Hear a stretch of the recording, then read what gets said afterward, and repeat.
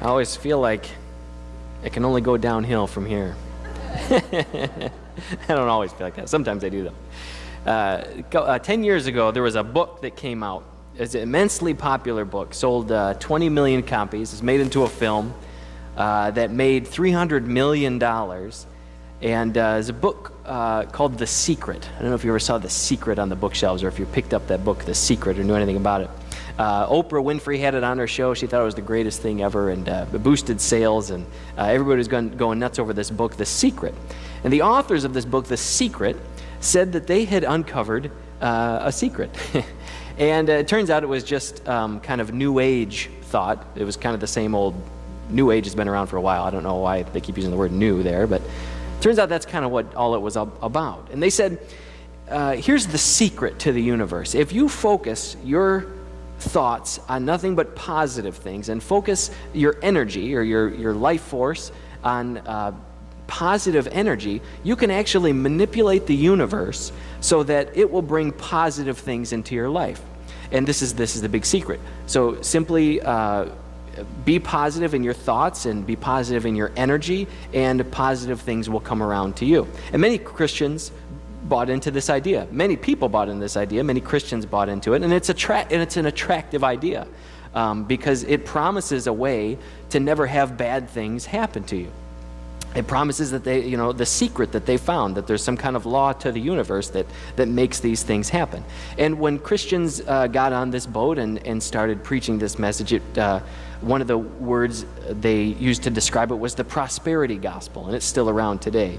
And the idea was basically the same things. Christians are supposed to be rich. We're supposed to prosper. We're not supposed to ever be sick. Things are never supposed to go wrong.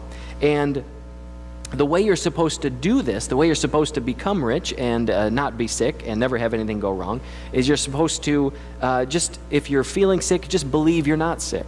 If you're poor, just believe you're rich. Just keep thinking these positive things, and then you're going to start reaping the rewards of that. Some people call it the name it and claim it. You name what you want, you claim what you want, and then God will give it to you because you've named it in His name. And in fact, the verse we're looking at today, one of the reasons I bring this up is this is the verse that we're looking at today was used to kind of proof text this is how this is supposed to work, and that is that I can do all things through Christ who strengthens me. And so you name things and you claim it. And now maybe you're a little bit squeamish, maybe you're uncomfortable, but I disagree with this idea. I disagree with this name it and claim it. I disagree with this prosperity gospel. What's wrong with it, you might ask? It sounds really good. I agree, it sounds great. I wish it were the truth. I just don't think that is the case. One of the reasons I disagree with it is that when I see Jesus and I see the disciples, I look at their lives and I don't see them living what we would consider a materially prosperous life. All of Jesus' followers died either by torture. The one who didn't die by torture was exiled to an island and died on an island somewhere. Jesus died a horrific death. And they all died very far from prosperous. And you say, well, yeah, but aren't we supposed to have an abundant life? And I say, yes, absolutely. But Jesus says in Luke 12:15, watch out, be on your guard against all kinds of greed, because life does not consist in the abundance of possessions. So when he's telling us to have an abundant life, he's not meaning what the people who wrote The Secret mean. He's not meaning what the prosperity preachers mean. Jesus says, when I mean abundant life, watch out. Because life does not consist in the abundance of possessions. The abundant life means something actually much more. I feel like we, especially in America, they say, the sociologists say that the prosperity gospel and The Secret was very popular here in America. And I think part of the reason is we've bought into really the lie that you have to have an abundance of possessions, that you have to have material wealth to be happy, to live a good life. You have to have those things. To have any contentment in this life, our culture says, you just have to be materially successful. And this is a lie, I think. We need to watch out for this.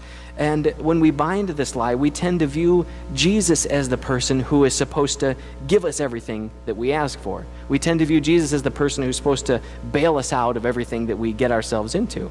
And when things go wrong in our lives, and we've believed this lie, we tend to think, well, what's wrong with me? What have I done wrong? Why am I being punished for this? What's wrong with God? Why isn't God doing anything about this? Why isn't God fixing this situation? Why does God hate me so much? And it's all part of this lie that our culture has believed for so long, that we've bought into, that, to be blessed by God means to be materially successful. And that's not at all the case. This Secret, the book and the movie, were immensely popular, but Paul, the author that we're going to read the verses of today in the book of Philippians, he has a different secret that he wants us to let us in on. Paul has this, a real secret that he wants us to know. And where the world wants to figure out the secret to being prosperous, Paul is offering something so much better. Paul wants to write to us to tell us the secret to being content no matter what your circumstances are. That's what he wants to give us, not the secret to being prosperous so you can be content. Paul says, I want you to know the secret to being content no matter what your circumstances are. That's the real secret. Now, the verses we're going to read are Philippians 4:10 through 13, and they're very famous verses. But before I get to them, you need to kind of realize the background, when Paul wrote these verses in Philippians, in fact, the whole book of Philippians, which is a letter to a church, he was writing it in jail. And it was a very miserable experience for him. Jail is a miserable experience for anybody, but back in the day, the Roman prison system was not known for its, it wouldn't meet OSHA standards. It was a miserable place. When you were cast in jail, and they still have, you can still visit the jail today where they assume Paul and a few of the disciples would have spent time in. I got a picture of it there. You can go to this place. It's kind of just a dank room. There's a little pit in there where you can do your business, I suppose. But there's no light. Nobody came and fed you. If you were going to eat anything in jail, someone outside of jail would have to come visit you and bring you food. They didn't have anything like that. So you're chained up in literal chains. And many people died in prison, as you could imagine. It was overcrowded. And one of the writers at the time described Rome had one massive jail, one massive prison, and not even in the city, because they didn't want it in the city. And this is why they think they know where Paul would have been. And the people who described this prison back in the day at the time of Paul said that one of the worst things about it was the stench. They said the stench was just absolutely unbearable if you'd even get near it. So this is not a nice place. And this is where Paul is sitting, chained up, as he's writing this letter that we're reading today. And Paul says, I want to tell you guys the secret to contentment. Here's this man sitting in this miserable prison cell. And the background behind this letter is the church in Philippi, where he's writing to, they sent some food to Paul. And they gave him some other stuff, some writing utensils and things like that. And so he, on the face of it, he wants to write a letter to the church, and he wants to thank them for the gift. And so we're going to read these verses in Philippians, chapter 4, verses 10 through 13. He says, I rejoiced greatly in the Lord that at last you renewed your concern for me. He's talking about the gift that they gave him of food. He goes, indeed, you were concerned before, but you had no opportunity to show it. He says, I'm not saying this because I am in need, for I have learned to be content whatever the circumstances. I know what it is to be in need, and I know what it is to have plenty. I have learned the secret of being content in any and every situation, whether well-fed or hungry, whether living in plenty or in want. And now here it is. I can do all this through him who gives me strength. Here's the real secret that Paul wants to tell us. Would you join me in prayer as we continue on with the sermon? Lord, as we read this verse and we're reminded that your servant is sitting in a miserable jail cell as he's writing this, Lord, I pray that you would challenge our conception of what it means to have an abundant life. And Lord, I pray that for those of us in here who are struggling, that you'd speak to them and speak to us all, Lord. How can we truly have contentment in this life that we're so uncertain of, Lord? Would you speak to us today in the name of Jesus? Amen. Well, it's interesting how Paul thanks them here. He says, I want to thank you for this gift, but then he says, I'm not saying this because I'm in need. He says, I thank you for your gift, but I don't want to thank you just because I was worried about how I'm going to survive. I don't worry about that stuff anymore. He says, I want to thank you for the relationship, that you had that opportunity to show me your gratitude. And I want to thank you for your gratitude, but not necessarily the gift, because I'm not in need materially. I have everything I need no matter what's been given to me. And then he drops this bombshell. He says, I've learned to be content, as the chains are rattling as he's writing this down. I've learned to be content in whatever my circumstances. How? I can do all things through Christ who gives me strength. Contentment can be such a tough thing to have, can be such a tough thing to hold on to. Just a simple thought, it can come through your head and it can ruin all your contentment. You can have everything you could possibly need or want in the world, and just a simple thought can enter your head, oh, but what about this? Wouldn't it be better if this were the case? And all of a sudden your contentment vanishes away. It blows away in the wind. Contentment is so tough, it's fleeting. But Paul says, but I've learned the secret to this. Contentment is tough in relationships. It's one of the toughest things in relationships. Boy, at the start of your relationship, if you're in a marriage, or if you're dating somebody, at the start of the relationship, things are typically really exciting. You know, when you're first married or when you're first engaged, ready to get married, everything is wonderful. The other person can't do anything wrong. And you know, maybe you're first newly married and you hear your husband snoring and you think, oh, it's so cute. You know, he's just laying there and isn't it wonderful? This person is just so great. I'm so happy. And then you fast forward 10, 15, 20 years and you hear that snore and you just want to suffocate. You want to put the pillow over his head. You're done with it. What happened? What happened here to the contentment? All of a sudden you can't stand to hear them chew their food. You think, what? Can they not close their mouth? It's the same thing with a new job. You start a new job and everything's fine for a bit. You know, you're learning things and you think, oh, this is cool. I like this. This is kind of fun. And maybe you enjoy going to work. But then fast forward 1 year down the road, 5 years, and you think, I remember I was working what I thought was just a summer job. And then 10 years later, I find myself still there. And my boss comes up and he says, hey, it's your 10-year anniversary. He gives a little card with a little thank you. And that was one of the most miserable days of my whole life. I remember thinking, 10 years I've been here. This was supposed to be a summer job. But what happened? It started out exciting, but now it's droll, it's boring, it's unbearable. In a relationship, whether it's a job or any relationship, one of the most important things is, and I ask this too, if couples come to me, maybe you've heard me say this, is the relationship warm or is it cold?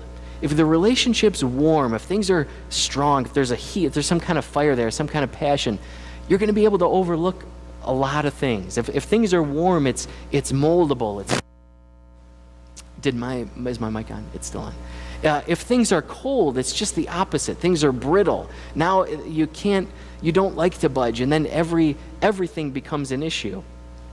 And all of a sudden, everything they do is irritating if things are cold. And the most important thing to ask is the relationship warm or cold? Because typically when you're angry with your spouse or angry with something in any relationship, and you're mad, let's say why aren't they making the bed when they get out of bed in the morning? How hard is this? Just make the bed. It takes 5 seconds. My marriage would be fine if they would just make the bed in the morning. Well, maybe the relationship is a little cold, and then the colder the relationship gets, the more irritating that's going to get. And then you wake up in the morning and then you're looking, did they make the bed? No, they didn't. I knew it. And the colder it is, the more irritating it is. The warmer the relationship is, the less irritating it becomes, and you're able to kind of deal with those irritating things. You think, I don't want to hear this sermon. I just want them to make the bed. Don't tell me I need to work on warming up my relationship. But that's just a fact of the matter. Think back when you first dated, or you shouldn't be sleeping together if you're first dating, but think back when you're first married. Well, you shouldn't. You didn't mind that stuff. Why? Because of the passion was there. The important thing is, how strong is this relationship? The important thing isn't so much fixing the situation, fixing this one little issue. I'm sick of them not washing the dishes or whatever. The important thing is, how can we build up the fire in this relationship? How can we make it a little bit warmer so it's not so brittle, so I'm not so irritated with everything, so they're not so irritated with everything? When the relationship is warm, even bad things become tolerable. And things tend to just fix themselves when the relationship was warm. It's really an amazing thing. Remember when I was first, I moved, my wife and I were dating, and we weren't married. And I was up in Michigan and she was in Tennessee, and I moved down to Tennessee. I left everything and moved to Tennessee. I said I didn't really have anything going on in Michigan anyway. Quit my job, moved down to Tennessee. And the church we were going to, they had some guys at the church, and I stayed at their place and was looking for a job and couldn't find a job for a long time. And answered an ad in the paper it turned out it was selling vacuum cleaners door to door was this job. And they made it sound really cool in the paper. You know, you can make all this money, so much money in a week. And I'm like, oh, this is amazing. And I tried selling vacuum cleaners door to door, Electrolux vacuum cleaners, and could not sell one vacuum cleaner it was over a month. It has gone by, and you know, people would say, how expensive is this? And I say, it's like $1,500. And they say, that's crazy. Why would anybody pay that for a vacuum cleaner? And I'd say, I don't know. I don't know why. They're good vacuum cleaners, but I was just a terrible salesperson. And so I didn't have any money. I was just broke as anything. And I would tell these guys I'm staying with, I'm really sorry, I can't pay you anything. I can't even eat food. And so in Tennessee, there was this place down the road, and you could sell plasma. Your plasma, you'd go into this thing, and they'd hook you up to a machine, and they'd take your blood, take the plasma out, and put it back in the other arm, and you'd sit there for maybe an hour, and then they'd take your plasma out, and they'd give you $35 for your plasma. And you could do that twice a week. Your body, I guess, just makes plasma really fast. So I would go in Monday, hook myself up, sell my plasma, take it to the check cashing shop, cash my check. Wouldn't even get my $35 because the check cashing place took some of it. Then I go and buy some ramen, buy some stuff, buy enough food to get me through till Thursday. Then I go back in the plasma place, take some more plasma out, get more $35. And you think, what? You must have been miserable. What kind of existence is that? I was over the moon because Krista was down there, and I would get to see Krista, and we would hang out, and things were just, I wouldn't have changed it for anything. You think, how, you weren't miserable? No, because the circumstances didn't matter, because there's this girl, and I'm head over heels for this girl. And I can overlook whatever's going on in my life as long as I can keep this thing. Last week I mentioned I traveled around. I eventually got a job with the Christian music artist Carmen, and I mentioned this last week. And there was a guy at the church. He was on tour, and he knew I was just desperate, coming in with the patches on my arm every Sunday. and he said, "Hey, I got a job. There's an opening. You can travel with Carmen." And I said, "I don't know who Carmen is. I didn't grow up in that environment, but apparently Carmen's this big deal." And I would sell merchandise for Carmen, and we'd travel around the country. And I finally would start getting some money. And this is where I met that guy that I mentioned last week, that he was just just your average Christian kind of guy, but he just knew the Bible back and forth, and he had a great relationship with God, and I was just amazed by this guy. Remember, we stopped at one place in, I think it was Oklahoma City. We were in Oklahoma City, and at a Carmen concert, it was a free concert that you could bring your youth group to or whatever, and they would just ask local churches for people to volunteer at Carmen concerts, to volunteer to sell merchandise and stuff. Has anybody ever been to a Carmen concert? Look at that, it's cool. So anyway, maybe I saw you guys there.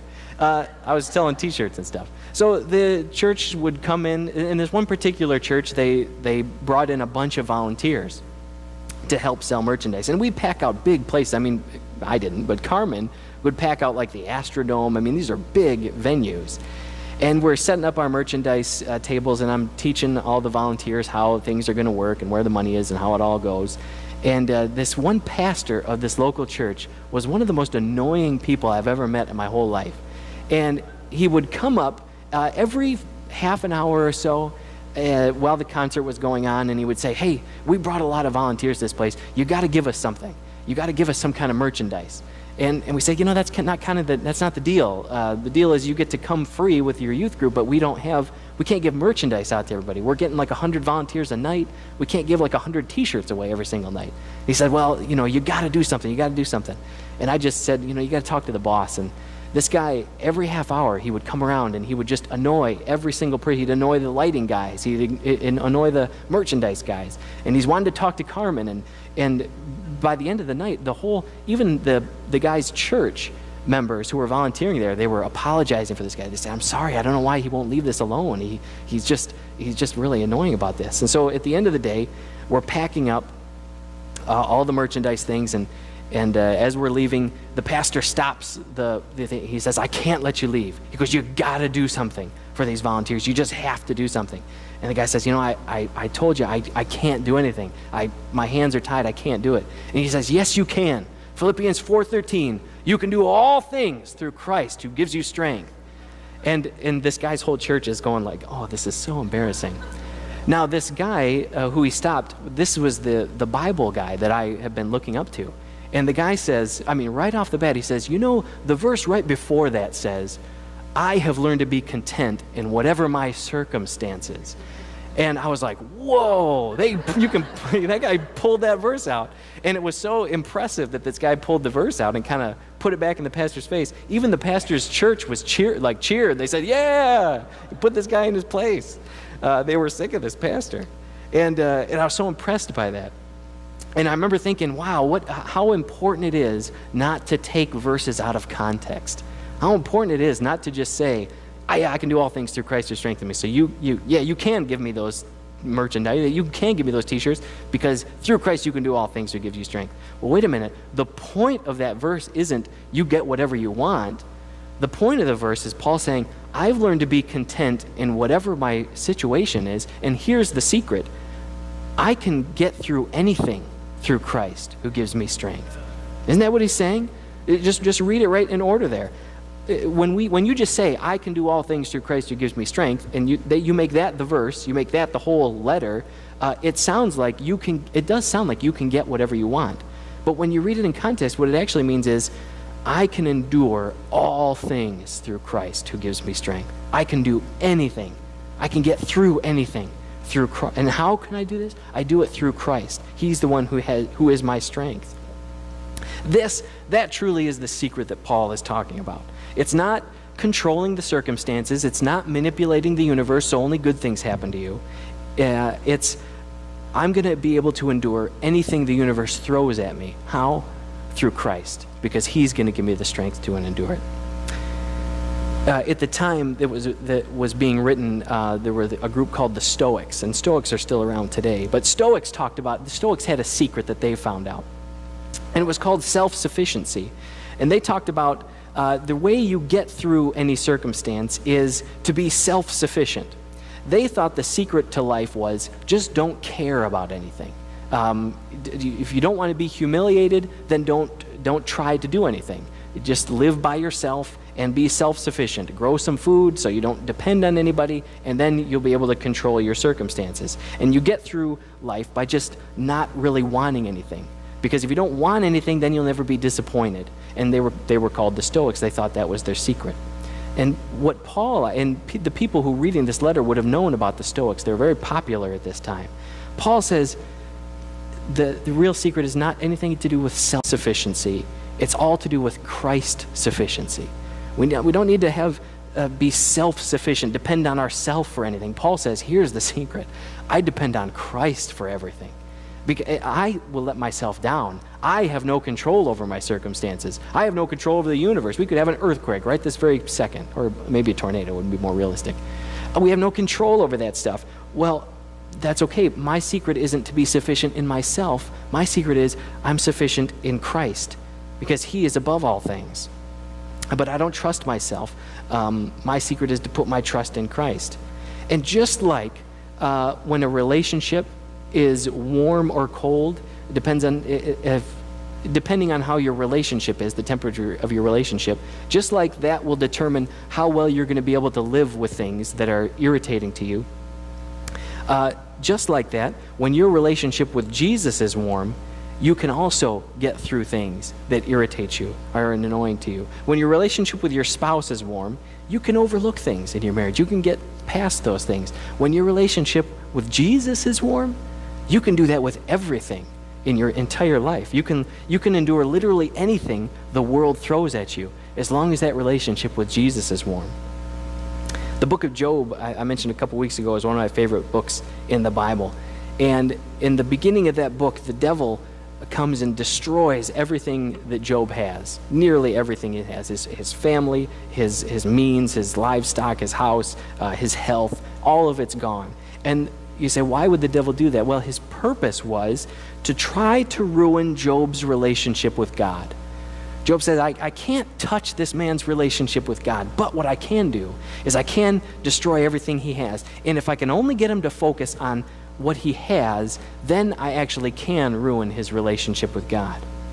But we got to remember, but what he can't touch is that relationship with God. All the devil can try to do is try to distract you from your relationship with God and try to get you to think that everything you have depends on your material possessions. And if he can get you to focus on your circumstances, then he wins. Because if you're focused on your circumstances, then the relationship is forgotten about, and you start to think that maybe God doesn't like you. Where is God? What's he doing?